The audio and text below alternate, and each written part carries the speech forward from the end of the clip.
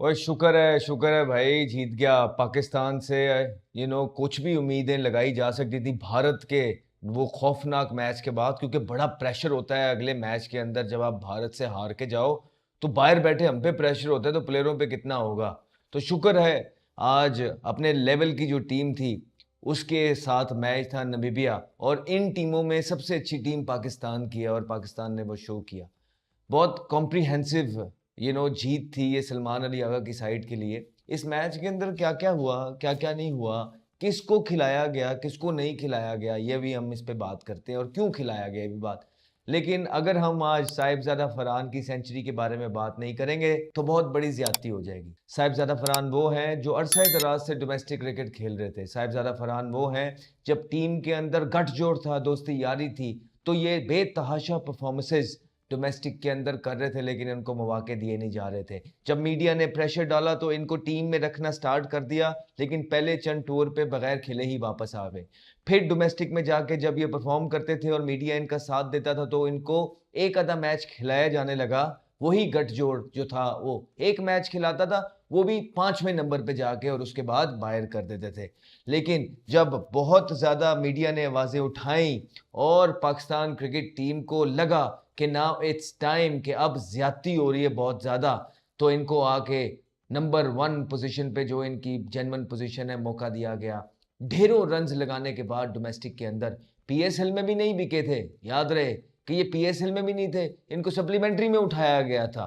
फिर जाके उन्होंने वहां पे सेंचुरी कर दी, फिर उनका पाकिस्तान टीम में नाम आया, फिर जगह बनी उन्हीं दिग्गज प्लेयरों के साथ जो किसी और को आने देते नहीं थे। लेकिन आके साहिबजादा फरहान ने अपनी जगह बनाई, ना सिर्फ जगह बनाई, सबसे ज्यादा स्कोर करने वाले बैट्समैन बन गए इस पूरे साल के अंदर पाकिस्तान की तरफ से, और सबसे ज्यादा छिक्के लगाने वाले बल्लेबाज बन गए पाकिस्तान की तरफ से। इस वर्ल्ड कप के अंदर भी इनके छिक्के जो हैं, ऑलमोस्ट सबसे ज्यादा छिक्के मारने वाले प्लेयर जो हैं साहिबजादा फरहान बन गए। और पहले 2 मैचों के अंदर भी बहुत जबरदस्त खेले, और जैसे ही भारत के खिलाफ आउट हुए, देखे नैया डूब गई पाकिस्तान की। लेकिन बड़ा प्लेयर यही होता है कि अच्छा कमबैक करे, पोटेंशियल वाला प्लेयर यही होता है। और आज जो साहिबजादा फरहान ने इनिंग खेली है वो सदियों याद रखी जाएगी। जैसे मेरी 12 साल के बाद वो इनिंग टूटी है, और साहिबजादा फरहान दूसरे पाकिस्तानी प्लेयर बने हैं जिसने वर्ल्ड कप के अंदर सेंचुरी की है। आप बताइए कि पहला पाकिस्तानी प्लेयर कौन था, और पाकिस्तानी पहले फास्टेस्ट प्लेयर बने हैं साहिबजादा फरहान, जिसने तेज तरीन सेंचुरी की है वर्ल्ड कप के अंदर। मुझे इससे ज्यादा खुशी नहीं हो सकती थी कि साहिबजादा फरहान ये रिकॉर्ड तोड़े। और कल ताबिश के शो में मैंने इस चीज ख्वाहिश का इजहार भी किया कि मेरी ख्वाहिश है कि यार इट्स ऑलमोस्ट बीन डेकेड कि ये रिकॉर्ड मेरे नाम है, और आप लोग खेलते ही चले जा रहे हैं, आपके प्लेयर्स खेलते ही चले जा रहे हैं। मैं चाहता हूं कि कोई पाकिस्तानी प्लेयर ये रिकॉर्ड तोड़े और मेरे साथ आके खड़ा हो, और मेरी ख्वाहिश पूरी की। साहिबजादा फरहान ने जबरदस्त इनिंग खेली है। पहला it's one of the best knocks I've seen in the World Cup history, और चारों तरफ छिक्के लगाए। अंडर प्रेशर होते हैं भारत के मैच के बाद सारे ही, और उसके बाद इस तरह का जवाब देना, I think that's phenomenal effort. और पाकिस्तानी तेज तरीन सेंचुरी बनाने वाले वर्ल्ड कप के अंदर पहले पाकिस्तानी बन गए हैं। और दूसरे पे कौन है वो तो आपको पता ही है कि दूसरे पे कौन है। लेकिन मुझे बहुत खुशी है कि साहिबजादा फरहान जो है मेरे साथ इस क्लब के अंदर आए हैं। He thoroughly deserves it. He's a very good boy, very hard working boy. He deserves all of this. अब आगे आते हैं। अब देखिए कि पूरी नेशन डिमांड कर रही थी चेंजेस की है। आपने निकाला किसको? आपने निकाल दिया सिर्फ शाहीन शाह अफरीदी को, और उसके साथ किसको निकाला? अबरार को। अब अबरार को क्यों निकाला ये मैं बताता हूं आपको। पहले भी अबरार को याद है ना, पुराना वाला कप्तान चांस नहीं देता था, हम कह कह के पिट गए कि यार आप अबरार को लेके नहीं आए, शदाब खेलता ही चला आया। उसके बाद इबरार को जब खिलाना स्टार्ट किया, वर्ल्ड नंबर 1 बॉलर बन गया, आपकी टीम का बेस्ट बॉलर है। ठीक, तो कल के मैच के बाद पूरी दुनिया ने आड़े हाथों लिया शदाब खान को, और कोच माइक हेसन ने और कप्तान सलमान अली आगा ने ड्रॉप किसको किया? अबरार को। ठीक, क्योंकि अपने प्लेयर थे। आमिर ने कल बोल दिया था शो के अंदर, हमारे आमिर ने कहा था माइक हेसन नहीं ड्रॉप करेगा शादाब खान को, सलमान अली आगा नहीं ड्रॉप करेगा। क्यों? वो आप सबको पता है कि इनके क्या लिंक्स है सलमान अली आगा के पीएसएल के साथ, और माइक हेसन के पीएसएल के साथ, कौन सी टीम के लिए खेलते हैं। तो वो तो जबरदस्ती इसको टीम में लेके आए, और जब आप जबरदस्ती किसी को टीम में लेके आते हैं तो फिर आप हेलबेंट होते हैं कि अपनी सिलेक्शन को राइट साबित करना, और उसके लिए आप टीम के कॉम्बिनेशन को तितर बितर कर देते हैं। आज आपने देखा शादाब खान ना सिर्फ खेले, उनको हाथ से पकड़ के परफॉर्मेंस भी कराने का मौका दिया गया। जब शुरू के अंदर बैट्समैन आउट होते गए 3-4, आप देखें नीचे नवाज जिसने सबसे जबरदस्त बैटिंग की है कंसिस्टेंट पूरे साल पाकिस्तान के लिए। उसके बाद उस्मान खान जो है ही जेन्युइन बैट्समैन, सेंचुरी है उनकी T20 क्रिकेट के अंदर। इन सब, फहीम अशरफ जिसने मैच जितवाया, किसी को नहीं भेजा। बाबर आजम उसको नहीं भेजा, बाबर आजम को नहीं भेजा, और शादाब खान आए क्योंकि स्टेज सेट थी। फरहान मार रहा था, सिंगलें खुली थी, आके स्ट्रगल किया शादाब खान ने इस बॉलिंग के खिलाफ भी। पहले 10 बॉलों पे देखिए उनका कितना स्कोर था, लेकिन उसके बाद जब वो प्रेशर के अंदर आए और साहिबजादा फरहान मारते ही चले जा रहे थे, तो इस बहती गंगा के अंदर शादाब खान ने भी थोड़ा सा हाथ धो लिए। एक छोटी टीम के खिलाफ शादाब खान से पूरी कोशिश की गई कि वो स्कोर करें। और उसके बाद जब बॉलिंग की बारी आई तो सारे बॉलर पड़े हुए थे, लेकिन शादाब खान को सबसे पहले लाया गया। शादाब खान को उस टाइम पे लाया गया जब दोनों तरफ से विकेटें गिरी हुई थी, जब पता था कि अगली टीम अभी मारने नहीं जाएगी और शादाब के ओवर निकल जाएंगे। फिर शादाब का एक ओवर बचाया गया क्योंकि मैच तो सीधा हो गया था, जीत गए थे। उस टाइम पे लेके आया गया जब 8 आउट थे और पूरी कोशिश की गई कि यहां शादाब को फिर मारने जाए और उसको विकेट मिल जाए। तो इस तरह कप्तान और कोच मिलके टीम का बेड़ा गर्क कर रहे हैं। ये सिर्फ आपको पता होना चाहिए कि it's not about winning and losing, it's about what is really happening in the team and who is doing it. Force के ग्राउंड की बाहर वाली चीजें माइक हैसन देख रहा है शादाब के लिए, राइट, और ग्राउंड की अंदर वाली चीजें सलमान अली आगा देख रहा है शादाब के लिए। ये मिल के इसको लाने की और इसको फिट करने की कोशिश की जा रही है, I think which is really really wrong. और ज्यादती है उस्मान तारिक के साथ जिसको इतना लेट लाया जा रहा है, उसके बावजूद भी वो परफॉर्मेंस कर रहा है। और ज्यादती है अबरार जैसे बॉलर के साथ कि जो कि दुनिया में नंबर 1 बॉलर है, और आज शादाब को फिट करने के लिए उनको नहीं खिलाया गया। तो ये सेम ओल्ड स्टोरी चल रही है। और उसके बाद हम बात करेंगे उस्मान तारिक की। देखें आज भी बहुत ज़बरदस्त बॉलिंग की, लेट लेके आ रहे हैं सलमान, उसको बहुत लेट लेके आ रहा है। उसकी वजह वो अल्लाह जाने वही बता सकता है, लेकिन जो हरकतें सलमान करने लग गए हैं टीम के साथ, वहाँ पे मुश्किल हो जाएगा उनके लिए, बहुत ज़्यादा मुश्किल हो जाएगा। वो किसी को फेवर करने के चक्करों में अपनी जगह ही नहीं को खो बैठे।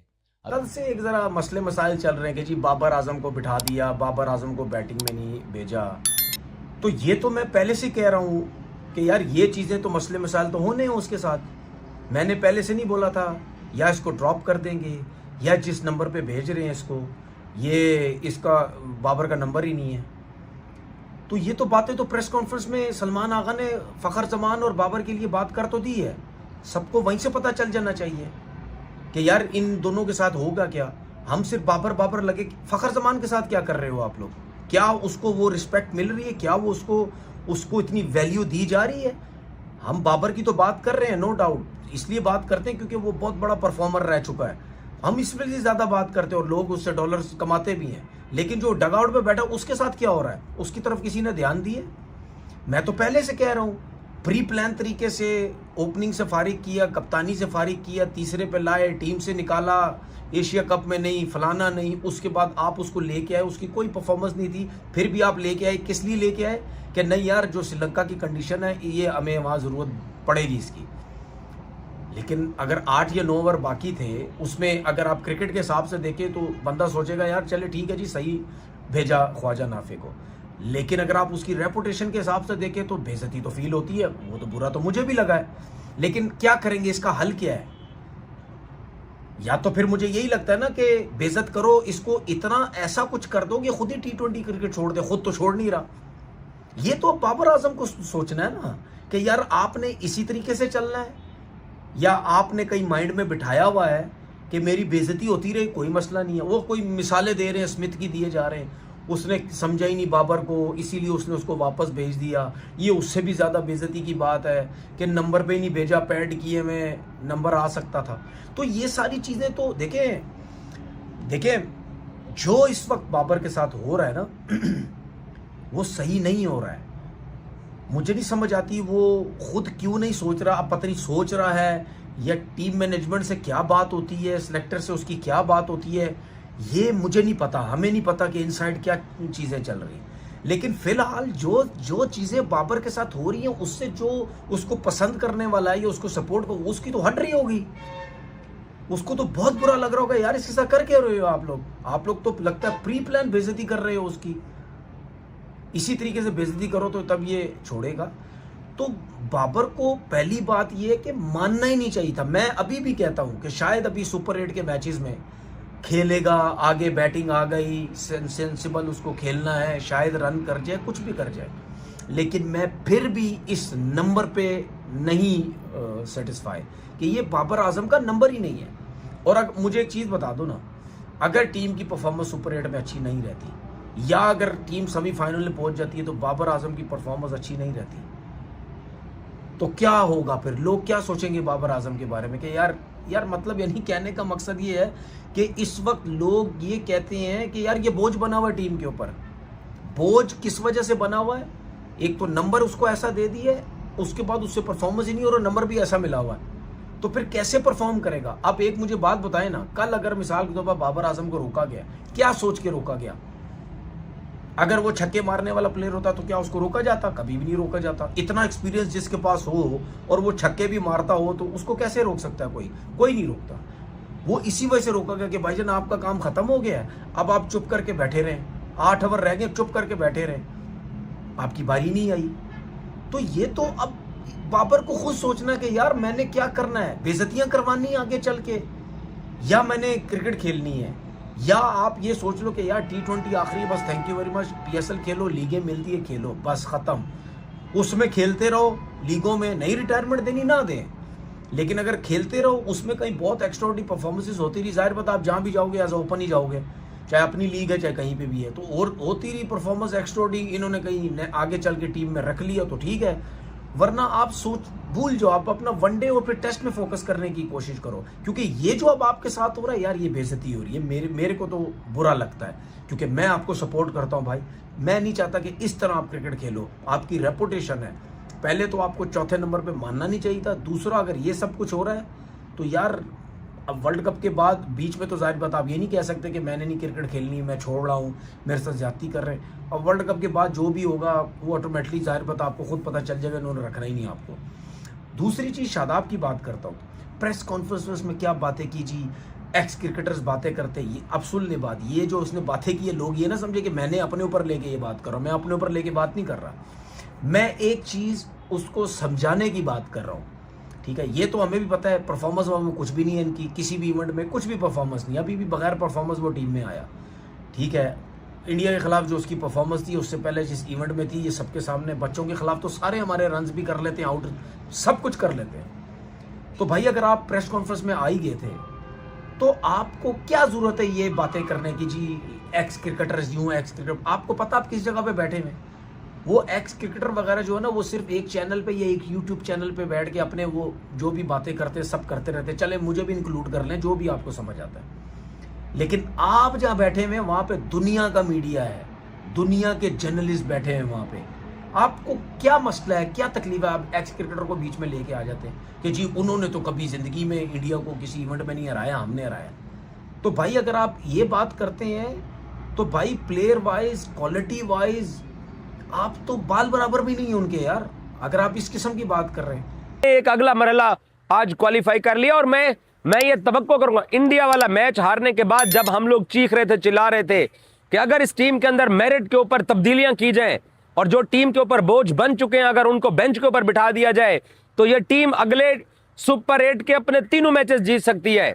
न्यूजीलैंड के खिलाफ भी जीत सकती है, इंग्लैंड के खिलाफ भी जीत सकती है, श्रीलंका को भी जीत सकती है। और आपके लिए पहला मैच जीतना बहुत जरूरी है न्यूजीलैंड के खिलाफ, क्योंकि पाली केले जब कैंडी के अंदर टूर्नामेंट के अगले राउंड के मैचेस शिफ्ट होंगे तो वहां पर बारिशों का खतरा है। आप पहले मैच में हार के अफोर्ड नहीं कर सकते हैं अगले राउंड तक क्वालिफाई करना, तो सेमीफाइनल तक आप पहुंच सकते हैं।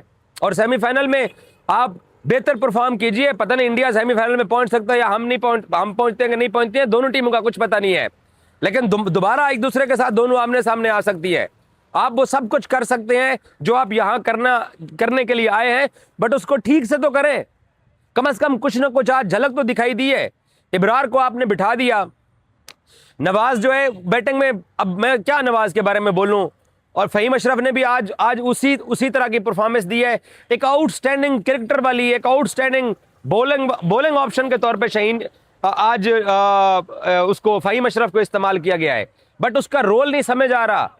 सो इसलिए इस टीम के अंदर अभी भी एक आधी गुंजाइश है, प्लेयर ऐड हो सकता है। नसीम शाह को आपने बेंच पर बिठाना है, किस बात की उसको सजा दी जा रही है? अगर वो इतना बुरा क्रिकेटर है भाई साहब, तो उसको फिर पाकिस्तान से लेके क्यों आए हुए हो? उसको मौका दीजिए। ये टीम क्लिक कर सकती है, ये टीम आगे बढ़ सकती है।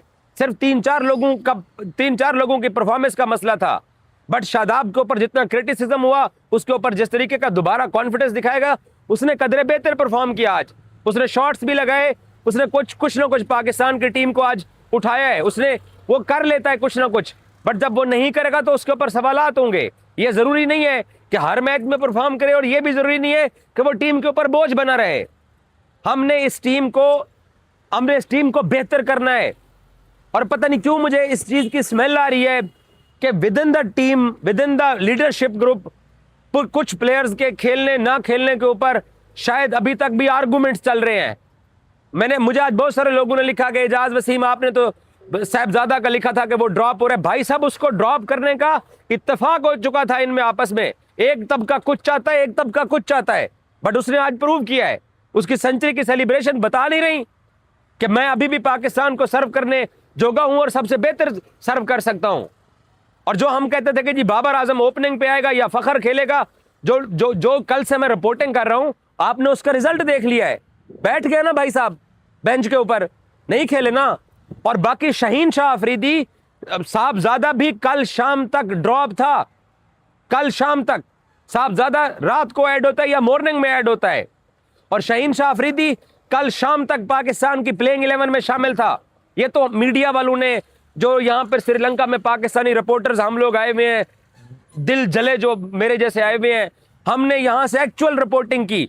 डेफिनेटली हेडक्वार्टर पता लगा होगा, डेफिनेटली टीम होटल के अंदर लोगों को अंदाजा हुआ होगा कि भाई जो चीजें कर रहे हैं हमें कुछ नजर आ रहा है। हम क्रिकेट के बारे में ज्यादा नहीं जानते हैं, हम रिपोर्ट तो कर रहे हैं कि कर क्या रहे हैं, हो क्या रहा है। आप क्रिकेट फैंस जो देखते हो, आपको भी अंदाजा है कि पाकिस्तान की टीम में क्या अच्छा होना चाहिए, क्या बुरा होना चाहिए। सो वो तमाम तर जो शोर मचाया गया, जो बातें की गई, जो गुफ्तगू की गई, जो यहां से चीजें निकल के सामने आई हैं, कम अज कम उसका ये तो एहसास हुआ कि 2 फैसले तो चलो कर लिए। बाबर को बैटिंग से रोक लिया गया और शाहीन को बेंच पर बिठा दिया गया है। अदरवाइज ये कुछ चेंज होने वाला नहीं था। अगर हम लोग एक्चुअल बताते ना, तो इन सब के पास जस्टिफिकेशन हो जानी थी। हम चाहते हैं कि सब लोग अपनी रिस्पॉन्सिबिलिटी निभाएं। दोस्तों, पाकिस्तान भारत की तरह सुपर 8 में पहुंच गया, मगर पाकिस्तान के लिए सुपर 8 मरहला बहुत मुश्किल होने वाला है। उसकी वजह है, एक बहुत खास वजह, शायद बहुत कम लोग ये सोच रहे हो, इवन कि पाकिस्तान टीम मैनेजमेंट भी शायद इस पर कम गौर कर रही हो। भारत भी सुपर 8 में पहुंचा है, मगर मुझे लगता है कि भारत के लिए एक चीज बड़ी आसान है, वो है कि जिम्बाब्वे के साथ एक मैच खेलना है, एक वेस्ट इंडीज के साथ खेलना है। अगरचे मेरा मानना है कि इस पूरे वर्ल्ड कप में कोई टीम अगर किसी को हैरान कर सकती है तो वो वेस्ट इंडीज टीम है। मेरा ये मानना है, वो किसी बड़ी टीम को भी हरा सकती है। और एक साउथ अफ्रीका के साथ भारत को खेलना, अगरचे पहला मैच है साउथ अफ्रीका के खिलाफ खेलना है, तगड़ा मैच है, 22 को है। पाकिस्तान का पहला मैच न्यूजीलैंड, दोनों का पहला मैच बहुत सख्त है। पाकिस्तान के नसीम शाह और फखर जमान 2 ऐसे खिलाड़ी हैं जिनको अभी तक एक मौका नहीं मिला। पाकिस्तान ने 4 मैचेस खेले हैं और हर मैच में पाकिस्तान का एक ना एक यूएसए और भारत वाला सेम कॉम्बिनेशन था। उसके बाद पाकिस्तान का चेंज हुआ।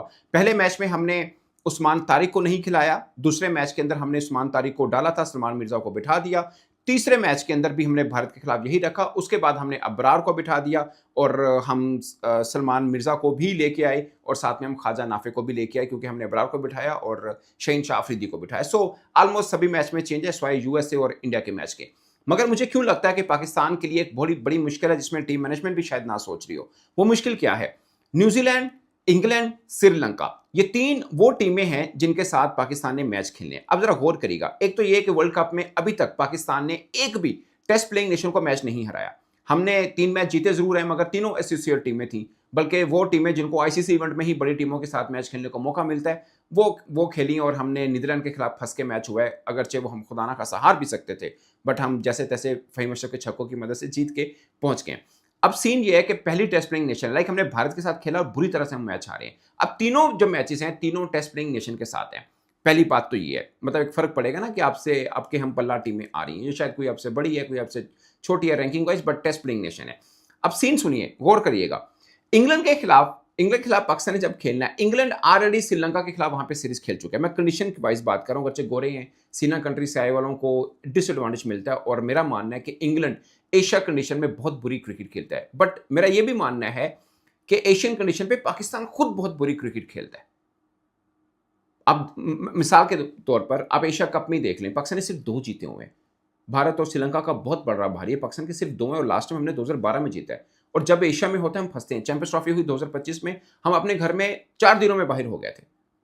हमारा कुछ खास रिकॉर्ड नहीं है एशिया के अंदर, इंग्लैंड का भी नहीं है, उनका भी उठा के देख लें। 2023 वर्ल्ड कप बुरा खेले बट वो पाकिस्तान को हरा गए थे, हर बड़ी टीम से हारे थे, पाकिस्तान को उन्होंने हरा दिया था। ओवरऑल भी एशिया के अंदर वो ज्यादा अच्छा नहीं खेलते, वो चाहे T20 वर्ल्ड कप अगर चाहे उनका थोड़ा बेहतर गया था, जिसमें ब्रेथवेट ने छक्के लगाए थे बेन स्टोक को, वो उनका बेहतर गया था। खैर, अब बात करते हैं इंग्लैंड का। उन्होंने श्रीलंका के साथ सीरीज खेली T20 की और 3-0 से जीते हैं। हमने भी श्रीलंका के साथ खेली थी, हम 1-1 से बराबर किए थे। अगरचे एक मैच बारिश से धुल गया था, एक मैच पूरा हुआ हम जीते थे, एक 12 ओवर का हुआ था, श्रीलंका जीत गया था। सो पॉइंट इज कि श्रीलंका को श्रीलंका के अंदर हराना आसान नहीं है, मगर इंग्लैंड ने 3 बार किया ये काम, 3-0 से क्लीन स्वीप जीता है और वो ऑलरेडी श्रीलंका के अंदर खेल रहा है और उसको कंडीशन का अंदाजा है। हमें भी है, ऑफ कोर्स हम भी सीरीज खेल के हैं और हम भी काफी दिन से वहां पर हैं, बट ऐसी टीम नहीं है जो फ्लाई करके आएगी और उनको पता ही कुछ नहीं है। सो उनको पता है सब चीजों का, नंबर 1। नंबर 2, न्यूजीलैंड लगभग उनको भी 1 माह हो गया है, वो भी इन्हीं कंडीशन में है। वो इंडिया के साथ वनडे T20 सीरीज खेली है और एक खास पॉइंट कि उन्होंने पाकिस्तान की निस्बत एक मुश्किल हरीफ को खेला है, इंडिया। ये बड़ी खास बात है, बल्कि उन्होंने अपनी तकरीबन A टीम से इंडिया को वनडे में हराया था। T20 में खैर 4-1 से इंडिया जीत गया था, बट ये T20 का है और T20 की उनकी टीम बहुत अच्छी फॉर्म। अगर आपने सेकंड टीम देखनी हो कि बेस्ट टीम कौन सी इस T20 वर्ल्ड कप की, मेरा मानना है कि शायद बहुत जबरदस्त किस्म का टाई पड़े न्यूजीलैंड और साउथ अफ्रीका से, क्योंकि नंबर 1 पे तो इंडिया, इसमें कोई दो राय नहीं है, बट इन दोनों के बीच में हो, शायद न्यूजीलैंड को आप नंबर 2 कहें या अफ्रीका को कहें, बट बहरहाल वो ऑलरेडी इस कंडीशन में खेल रहे हैं। और नंबर 2, पाकिस्तान सुपर लीग के अंदर इन्होंने तकरीबन तमाम क्रिकेटर्स ने, स्वाय रचन के बाकी तमाम क्रिकेटर्स ने पाकिस्तानी बॉलर्स को खेला हुआ है। वो चाहे सैफर्ट हो, एलन हो, मिचेल हो, चैपमैन तो शायद शुरू में जब आए थे, उनकी जब टीम A टीम हम कहते होते कि आ रही है, वो उस वक्त का खेलते हैं और चैपमैन का रिकॉर्ड पाकिस्तान के खिलाफ बहुत जबरदस्त है। अभी उनके लिए थोड़ा सेटबैक है कि ब्रेसवेल उस तरह से नहीं है, अदरवाइज ब्रेसवेल तो जबरदस्त बॉलर भी हैं और बैटिंग भी ठीक ठाक नीचे मिड ऑर्डर में करते हैं, बट वो भी PSL खेले हुए हैं। सेंटनर का रिकॉर्ड पाकिस्तान के खिलाफ बेहतर है। मैट हेनरी को फखर जमान अपने करियर का मुश्किल बॉलर कह चुके हुए हैं। वो कहते हैं, लोग बुमराह की बात करते हैं, कोई पैट कमिंस की बात करता है, मगर मैट हेनरी की बात कोई नहीं करता। मैट हेनरी भी बहुत मुश्किल बॉलर है, ये फखर जमान कह चुके होंगे। सो न्यूजीलैंड ऑलरेडी इन कंडीशन में खेल रहा है, भारत से मुश्किल हरीफ से खेल चुका हुआ है, अगरचे हारा है बट एक अच्छी तैयारी के साथ है इन्हीं कंडीशन में रहकर, और PSL में पाकिस्तान को बहुत खेला हुआ है। नंबर 3, श्रीलंका खुद अपने घर में खेलेगी। श्रीलंका ने ऑस्ट्रेलिया को हराया, 181 रन चेस किए हैं, पहले खेले का सेकंड हाईएस्ट शायद वो रन थे जो उन्होंने चेस किए थे। सो उनका पलड़ा भी आप हल्का नहीं समझ सकते, अगरचे हमने अपने घर में श्रीलंका को हराया, श्रीलंका में जाकर हम 1-1 से सीरीज ड्रॉ करके आए थे और श्रीलंका इंग्लैंड से हारा हुआ है। सो पाकिस्तान का पहला मैच जो है 21 को, वो प्रेमादाबा को बता देता हूं, ओवरऑल जो डेट्स हैं, 21 को न्यूजीलैंड के साथ है, 24 को इंग्लैंड और 28 को श्रीलंका के साथ है। इंग्लैंड और श्रीलंका के साथ हमने पाले किले में खेलना है, जबकि न्यूजीलैंड के साथ हमें प्रेमादासा में खेलना है। अब एक और थोड़ा सा प्रॉब्लम है, शायद इंग्लैंड से स्पिनर्स हमारे ज्यादा बेहतर हैं, बट स्पिनर्स का फायदा आपको प्रेमादासा में होगा, वहां पे हम न्यूजीलैंड के साथ खेल रहे हैं। इंग्लैंड और श्रीलंका के साथ मुकाबला हमारा पाले किले में है। सो ये भी एक थोड़ा सा है, पाले किले थोड़ा सा हाई ज्यादा स्कोर बनते हैं, उसमें हाई स्कोरिंग वेन्यू है। आपको याद होगा श्रीलंका प्रीमियर लीग जब हुई थी, बाबर आजम ने 100 किया था, पाले किले में किया था। सो वहां पे रन आते हैं और प्रेमादासा थोड़ा टफ है, और जहां पे छोटी बाउंड्री है, रन आते हैं, उसमें मुझे लगता है कि अच्छे स्ट्राइक रेट वाले श्रीलंकन बैटर, इंग्लिश बैटर को पाकिस्तान के ऊपर एडवांटेज होगा। सो